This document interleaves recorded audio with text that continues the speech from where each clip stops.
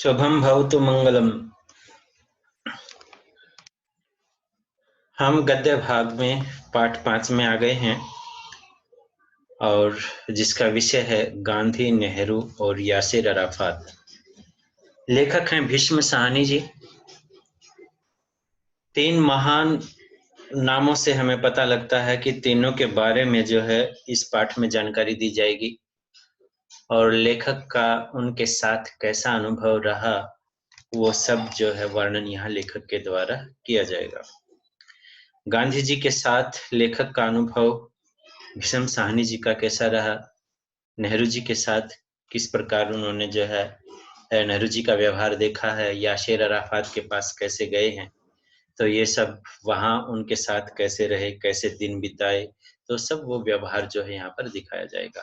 तो इसमें 3 भाग बनेंगे इस पाठ के, गांधी, नेहरू और यासिर अराफात। तो 3 पार्ट बनेंगे। पहले गांधी के बारे में बताया जाएगा, फिर नेहरू जी के बारे में और फिर यासिर अराफात जी के बारे में बताया जाएगा। भीष्म साहनी जी का लेखक परिचय देख लेते हैं। सबसे पहले जन्म कहाँ पर हुआ। रावलपिंडी जो पाकिस्तान में है अब, लेकिन इनका जब जन्म हुआ तब पाकिस्तान नहीं था, भारत में ही था रावलपिंडी। तो 8 अगस्त 1915 को इनका जन्म हुआ है। शिक्षा के बारे में बात करते हैं तो प्रारंभिक शिक्षा यानी प्राथमिक शिक्षा यानी पढ़ना, इन्होंने लिखना सीखा वो घर पर ही सीखा।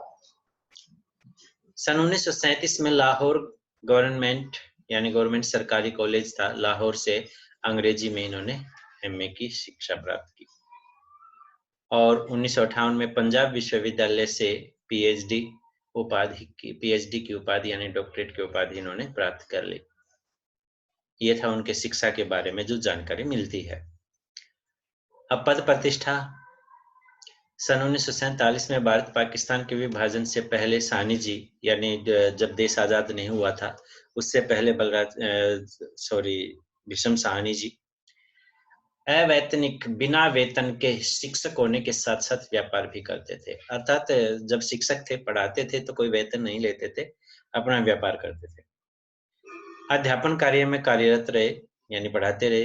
विभाजन के बाद उन्होंने भारत आकर समाचार पत्रों में लिखने का काम किया, यानी विदेशों में भी गए, अध्यापन कार्य किया, फिर भारत आए, समाचार पत्रों में लिखने का काम किया। अंबाला और अमृतसर में अध्यापक रहने के बाद दिल्ली विश्वविद्यालय में साहित्य के प्रोफेसर बन गए। 1957 से 1963 तक मॉस्को में विदेशी भाषा प्रकाशन गृह में यानी विदेशी भाषाओं का जो प्रकाशन था उसमें अनुवादक के रूप में यानी अनुवादकर्ता के रूप में, अर्थात उन विदेशी भाषाओं को हिंदी अनुवाद करना या हिंदी को इंग्लिश में अनुवाद करना आदि अनुवादक के रूप में जो है उन्होंने काम किया है।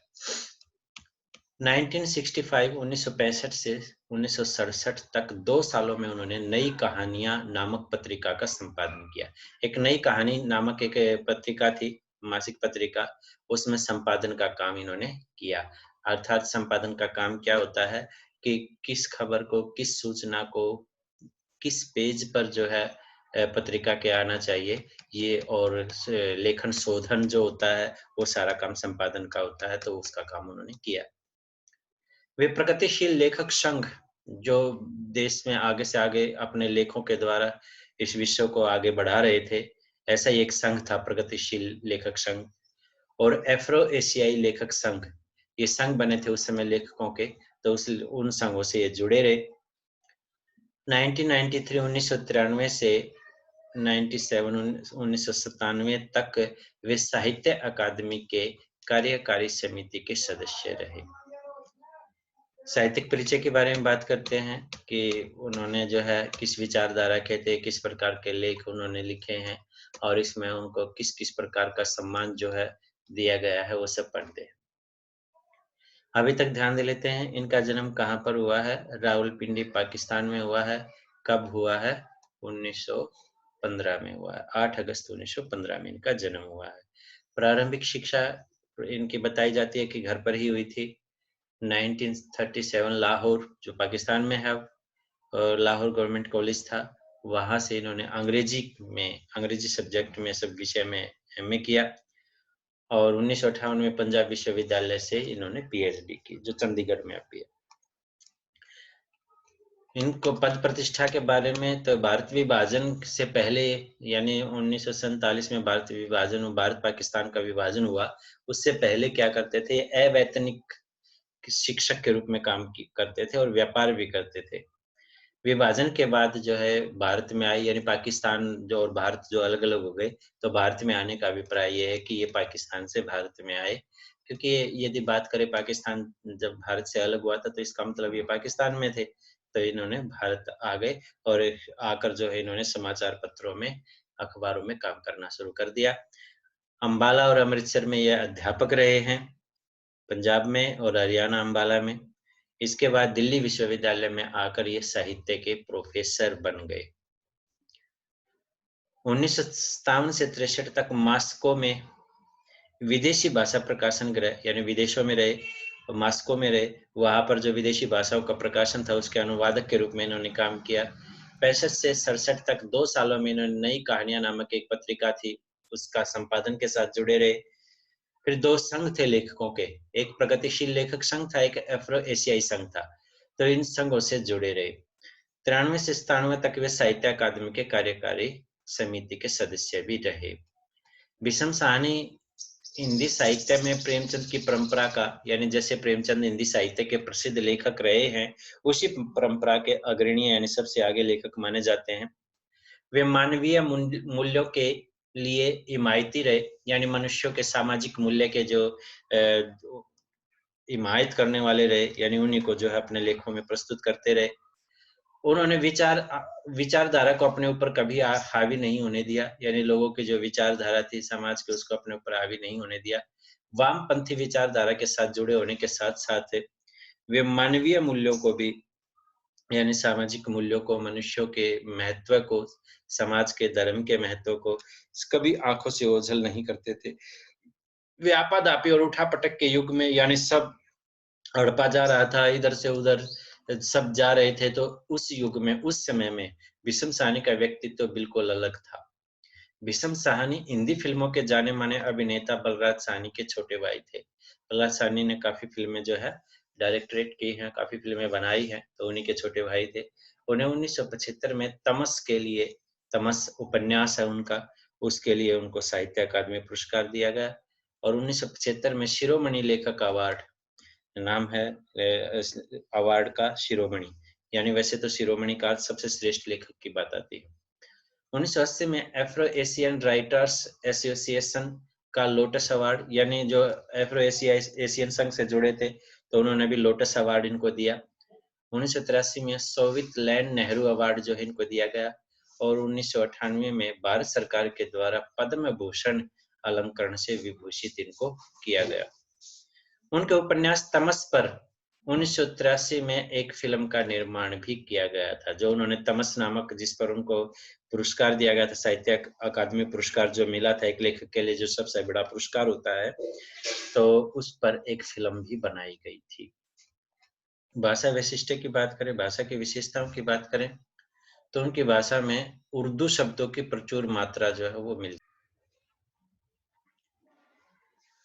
विषम साहनी जी की भाषा के बारे में बात करते हैं, तो उनकी भाषा में उर्दू शब्दों का अत्यधिक मात्रा में प्रयोग है और भाषा शैली पंजाबी भाषा की सौंधी खुशबू महसूस की गई है, क्योंकि पंजाब में रहे, पंजाब यूनिवर्सिटी से उन्होंने जो है पीएचडी भी की है, तो उन्होंने अपने काव्य में छोटे-छोटे वाक्यों का प्रयोग करके विषय को अत्यधिक रोचक बनाया है।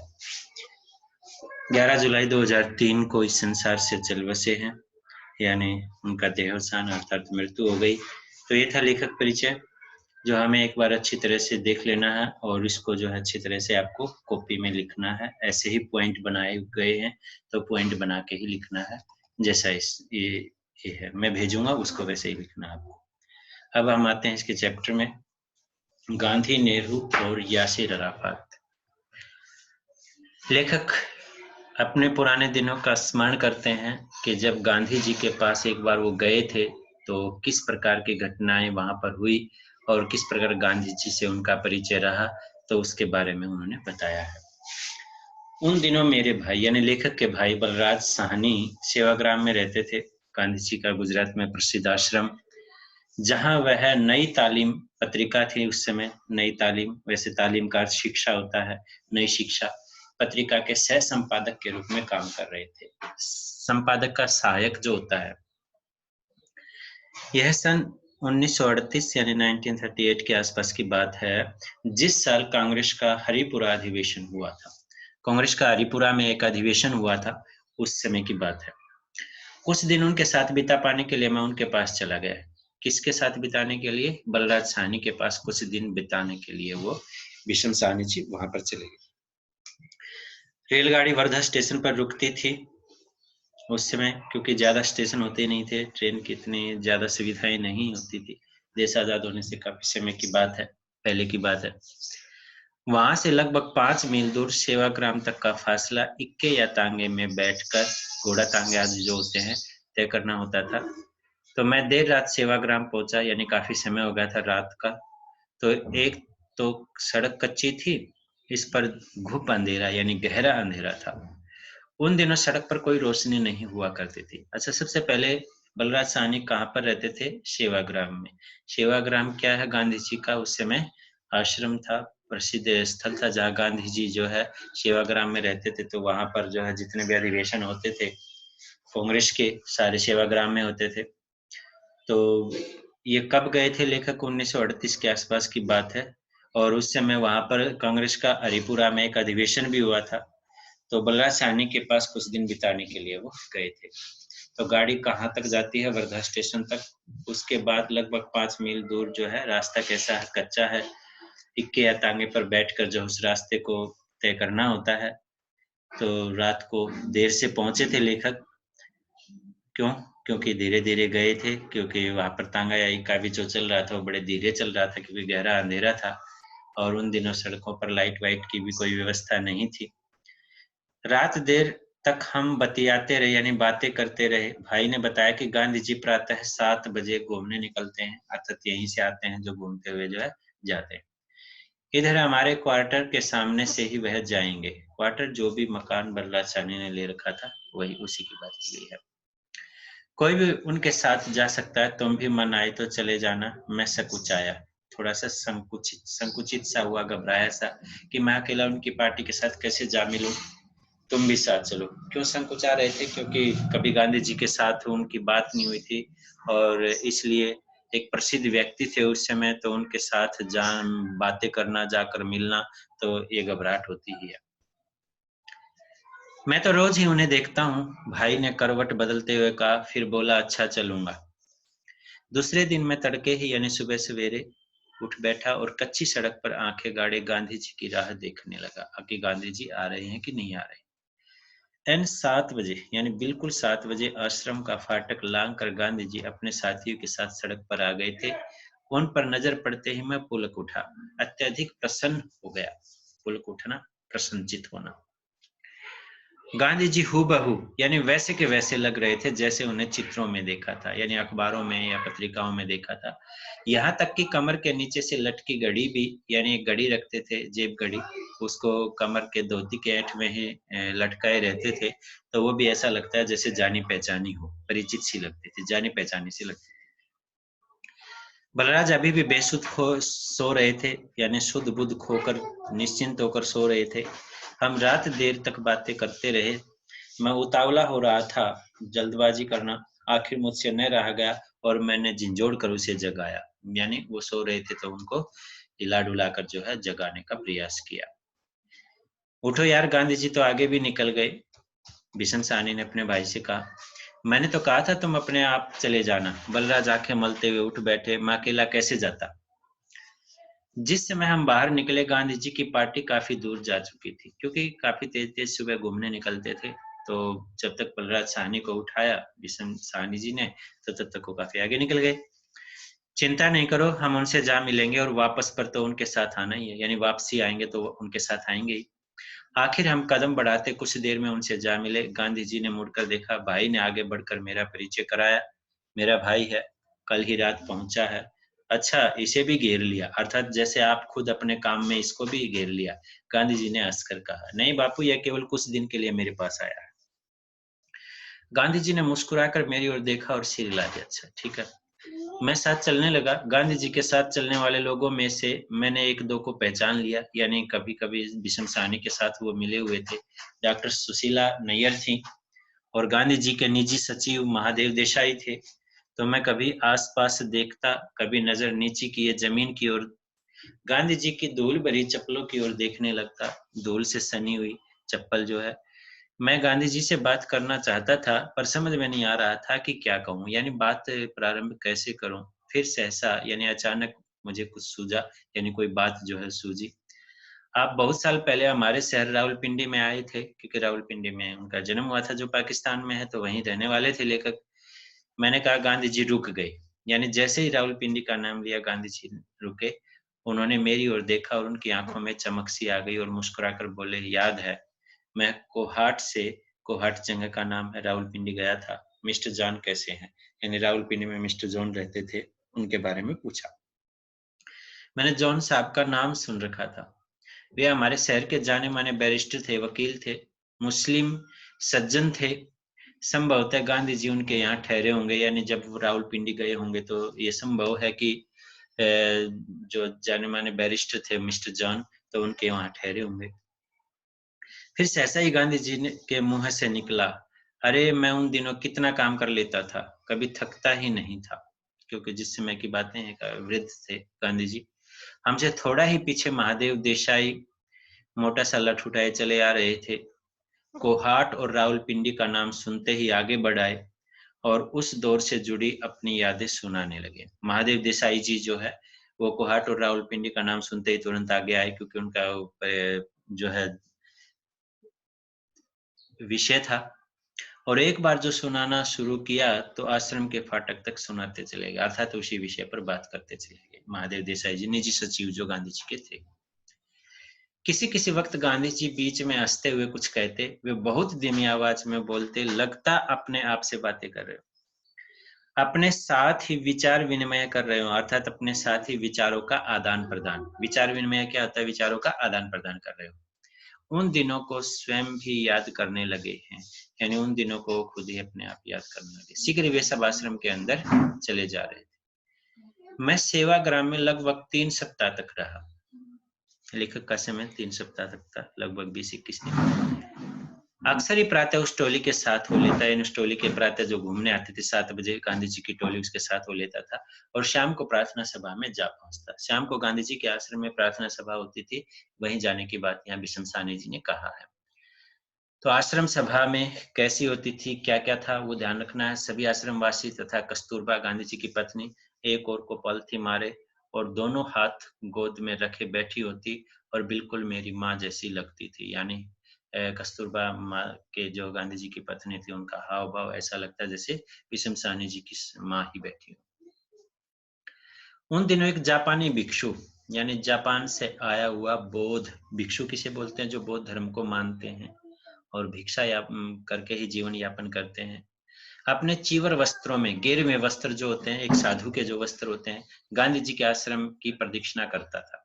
यानी उन दिनों एक जापान से आया हुआ एक भिक्षु था, जो गांधी जी के आश्रम की चारों ओर परिक्रमा करता था, गांधी जी के आश्रम के चारों ओर घूमता था।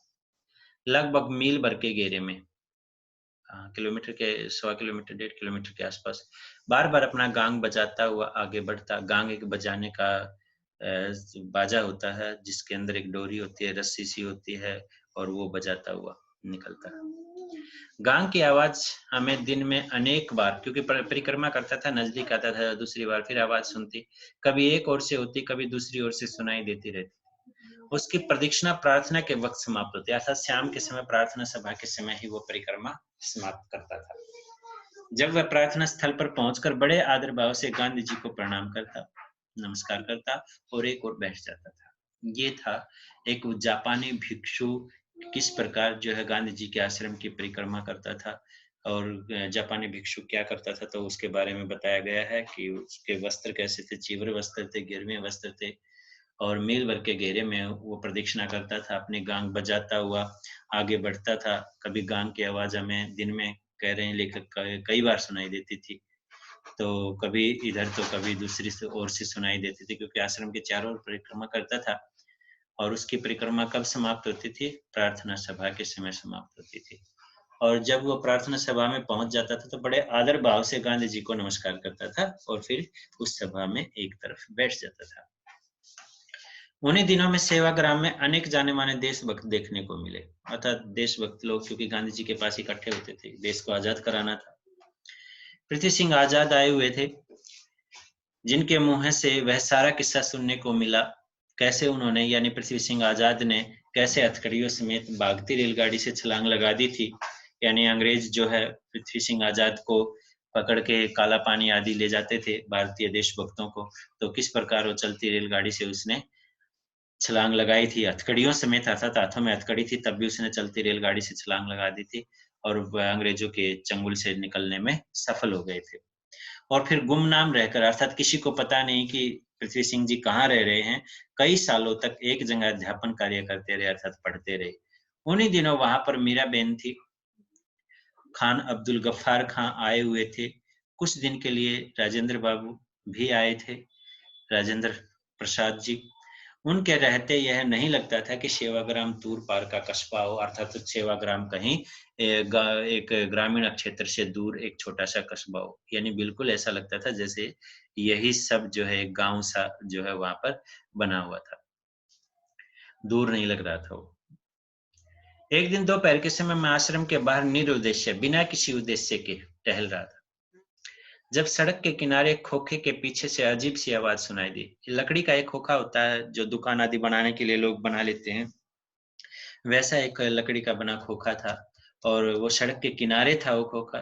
तो वहीं पर लेखक बिशन साहनी जी बिना किसी उद्देश्य के बस वैसे ही टहल रहे थे। मैं तो वह उस खोखे से एक आवाज आ रही थी अजीब सी अनोखी सी कि मैं मर रहा हूँ बापू को बुलाओ, मैं मर जाऊंगा बापू को बुलाओ, इस प्रकार की आवाज आ रही थी। मैंने उस ओर कदम बढ़ा दिए, देखा जाकर खोखे के अंदर 15 साल के आसपास का एक लड़का था, उम्र थी उसकी 15 साल, 15 ईयर, जो देखने में गांव का रहने वाला जान पड़ता था, ऐसे लगता है जैसे गांव से आया हो। बड़ा हाथ पैर पटक रहा था, हाँफता हुआ बार बार कहे जा रहा था कि मैं मर जाऊंगा बापू को बुलाओ, मैं मर जाऊंगा, इस प्रकार। तो दो एक आदमी उसके पास आकर खड़े हो गए थे, उनमें से एक आश्रम वासी जान पड़ता था, ऐसा लगता है जैसे आश्रम में ही रहने वाला हो।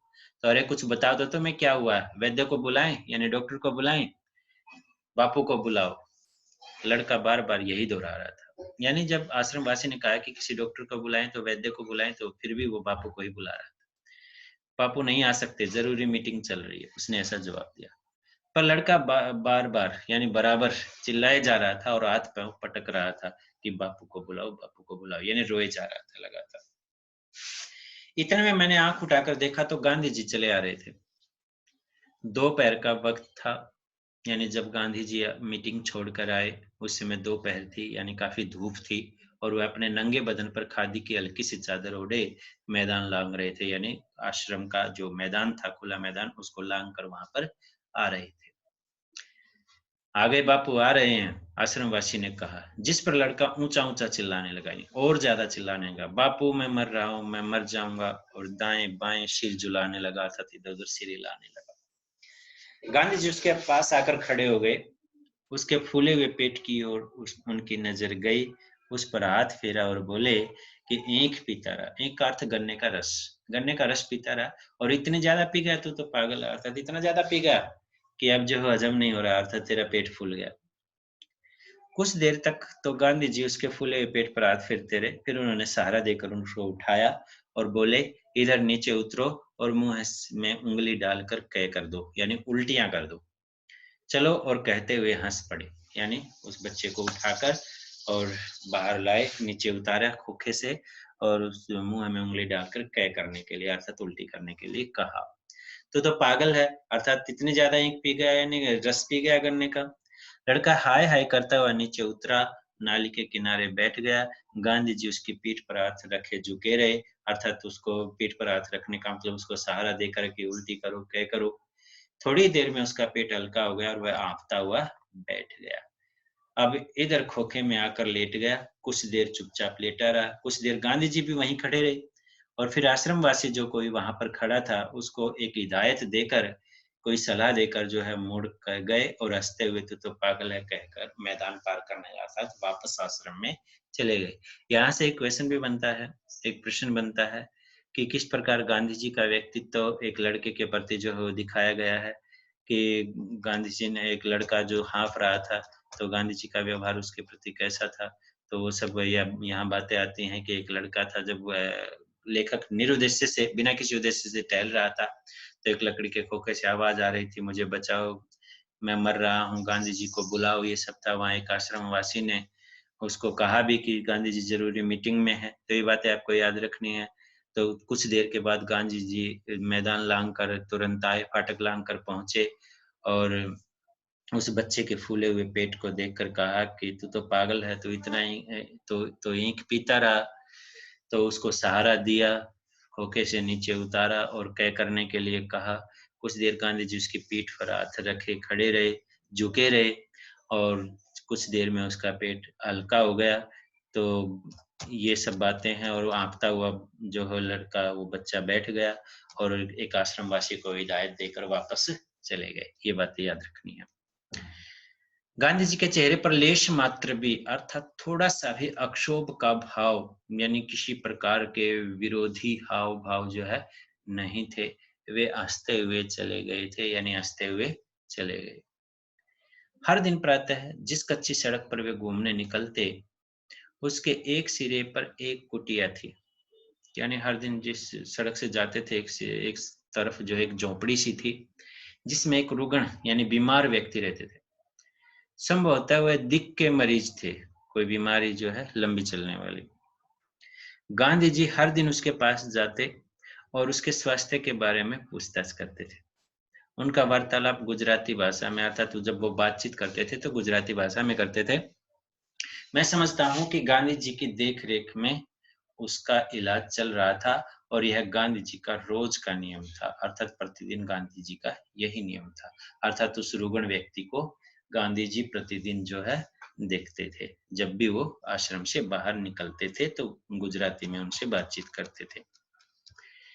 तो ये था गांधी जी के स्वभाव के बारे में, जो विषम साहनी जी ने गांधी जी को देखा, किस रूप में देखा और किस प्रकार गांधी जी का जो वात्सल्य है, प्रेम है लोगों के प्रति, वो दर्शाया गया।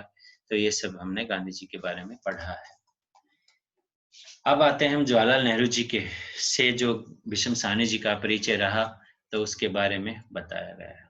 यहाँ कश्मीर यात्रा पर जब पंडित जवाहरलाल नेहरू जी गए थे तो उसका वर्णन किया गया है और किस प्रकार जो है लेखक ने कश्मीर यात्रा के समय जवाहरलाल नेहरू जी का परिचय लेखक के साथ रहा, वो यहाँ पर उन्होंने बताया। यह भी लगभग उसी समय की बात है, अर्थात 1938 चाहे 39-40 के आसपास की बात है। पंडित नेहरू कश्मीर यात्रा पर आए थे, जहां उनका भव्य यानी एक सुंदर अनोखा स्वागत हुआ था। शेख अब्दुल्ला के नेतृत्व में था, जो अब भी हैं शेख अब्दुल्ला।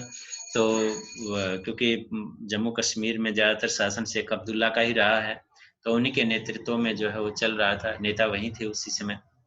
तो झेलम नदी पर शहर के एक सिरे से, जम्मू कश्मीर की प्रसिद्ध नदी है झेलम, तो ये शहर के यानी जम्मू शहर के एक सिरे से दूसरे सिरे तक, यानी किनारे से एक किनारे से दूसरे किनारे तक, 7वें पुल से अमीरात दल तक, यानी जो झेलम नदी का पुल है, वो 7वें पुल से लेकर अमीरात दल एक छोटा सा कस्बा एरिया है, वहां तक नाव में, यानी नाव जो थी, किश्तियां थी, उनमें उनकी शोभा यात्रा देखने को मिली थी।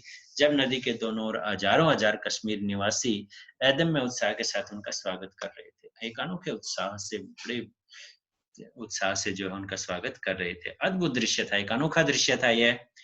यदि बात करें उस समय जवाहरलाल नेहरू जी का जो कश्मीर में स्वागत किया गया था, हम सबको पता है, यदि हम जाने तो कश्मीर में उनका स्वागत, भव्य स्वागत क्यों किया गया था, क्योंकि कश्मीर को उन्होंने 370 धारा दी थी, जिसके कारण जम्मू वासियों ने उनका बड़ा भव्य स्वागत किया था, जम्मू कश्मीर वासियों ने।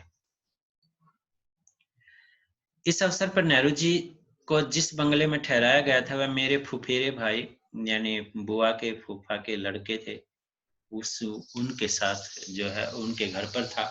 और भाई के आग्रह पर कि मैं पंडित जी की देखभाल में उनका हाथ बटाऊं, यानी फुफेरे भाई ने आग्रह किया कि आप मेरे यहाँ आ जाओ, पंडित जी यहाँ पर मेरे यहाँ ठहरे हैं, तो उनकी देखभाल ठहरेंगे, उनकी देखभाल के लिए आप मेरा साथ देना।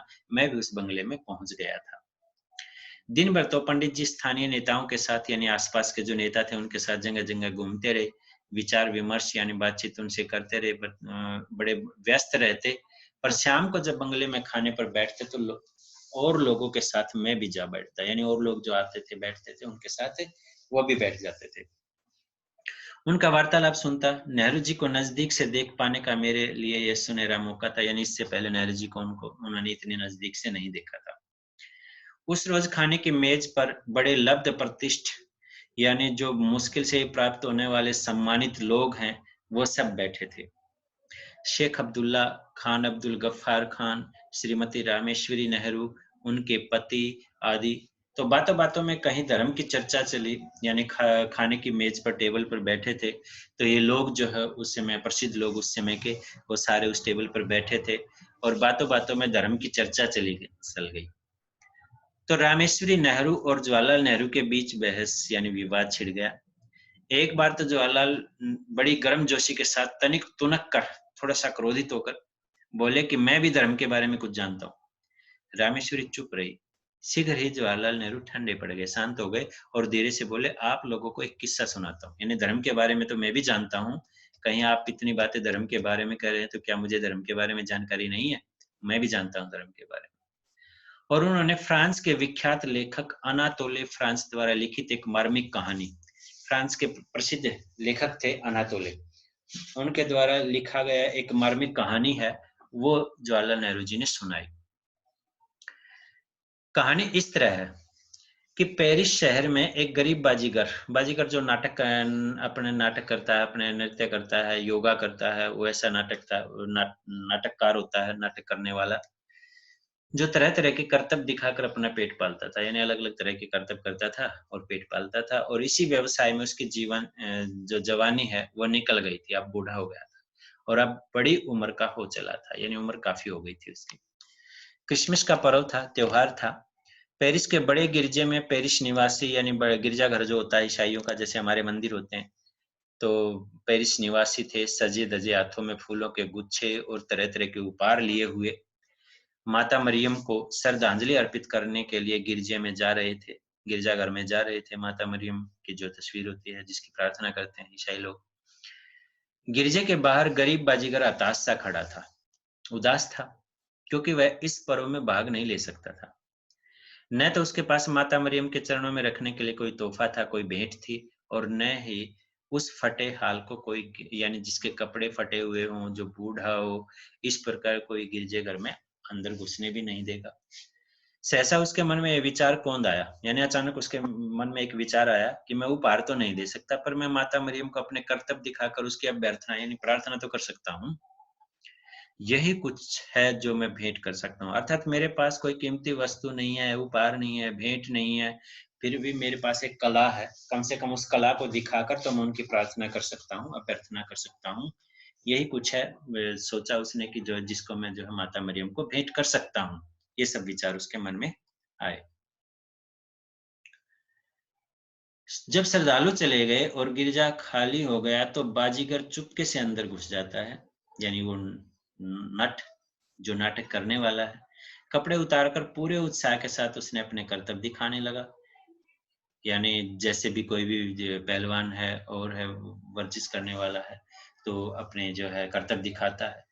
तो गिरजे में अंधेरा है, श्रद्धालु जा चुके हैं, दरवाजे बंद हैं, कभी सिर के बल खड़े होकर यानी शीर्षासन करके, कभी तरह तरह के अंग चालन यानी अंग चलाकर करते हुए बड़ी तन्मयता, बड़े ध्यान के साथ एक के बाद एक करतब दिखाता है कि माता मरियम को इस प्रकार वो प्रार्थना करता है, यहाँ तक कि थक कर हाँफने लग जाता है। उसके हाँफने की आवाज कहीं बड़े पादरी के कान में पड़ जाती है, यानी जो बड़े पादरी वहां पुजारी रहते थे, और यह समझ कर कि कोई जानवर गिरजे में घुसाया होगा, क्योंकि आपने लंबे लंबे सांस ले रहा था वो, तो ऐसा लग रहा था जैसे कोई जानवर आया हो तो गिरजे को दूषित कर रहा है, अपवित्र कर रहा है, भागता हुआ गिरजे के अंदर आता है।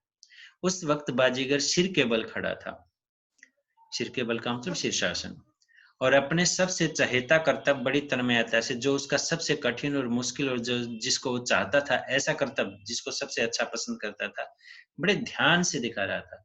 यह दृश्य देखते ही बड़ा पादरी तिलमिला उठा, क्रोधित हुआ। माता मरियम का इससे बड़ा अपमान क्या होगा, ये कह रहा था। आग बबूला व नट की ओर बढ़ता और उसे लात जमाकर गिरजे से बाहर निकाल दे, ऐसा सोचकर जो है उस नट की तरफ वो बढ़ता है, उस बाजीगर की तरफ बढ़ता है कि लात मार के इसको गिरजे से बाहर निकाल दूंगा। वह नट की ओर गुस्से से, क्रोध से बढ़ ही रहा था, तो क्या देखता कि माता मरियम की मूर्ति अपनी जगह से हिली। माता मरियम अपने मंच से उतर आई और धीरे से आगे बढ़ते हुए नट के पास जाकर पहुंच गई और अपने आंचल से यानी दुपट्टे से, कपड़े के एक कोने से आपते नट के माथे का पसीना पहुंचती और उसके सिर को सहलाने लगे, अर्थात जैसे माँ एक बच्चे के सिर को सहलाती है। तो यह कहानी नेहरू जी के मुंह से सुनी और मेज पर बैठे सभी व्यक्ति दत्तचित्त होकर यानी ध्यान लगाकर सुन रहे थे। आज यहीं तक रहना है। माता मरियम की जो कहानी है नेहरू जी ने सुनाई, कब सुनाई? कश्मीर यात्रा पर गए हुए थे तब सुनाई। और ये ध्यान रखना है कि किसने उनका जो है स्वागत किया है और किस प्रकार उनका जो है स्वागत किया गया, क्योंकि क्वेश्चन में पूछा गया नेहरू जी का स्वागत किस प्रकार किया गया। तो आपको देखना है कि 10वें पुल से आमिराक दल तक शोभा यात्रा निकाली गई थी। लोगों ने जो है उन पर वहां तक फूल बरसाए, गर्मजोशी से स्वागत किया गया उनका। तो ये सब वर्णन जो है आपको इस यहाँ तक एक बार समझ लेना है। कौन कौन जवाहरलाल नेहरू जी के साथ जो है खाने की मेज पर बैठे हुए थे और क्या कहानी जो है जवाहरलाल नेहरू ने उस नट की या बाजीगर की सुनाई है, वो याद होनी चाहिए। इसके बाद इसको चलो यहाँ तक रखते हैं, ये ज़्यादा हो जाएगा, तो यहाँ तक आपको एक बार जो है समझ लेना है इसको। जो मैंने समझाया है एक बार उसको सुन लेना है अच्छी तरह से, क्योंकि प्रश्न यदि हम पाठ को अच्छी तरह से समझ लेते हैं तो आंसर हमें जल्दी याद होंगे। और आज आपको केवल लेखक परिचय जो है वो लिख लेना है और याद कर लेना है।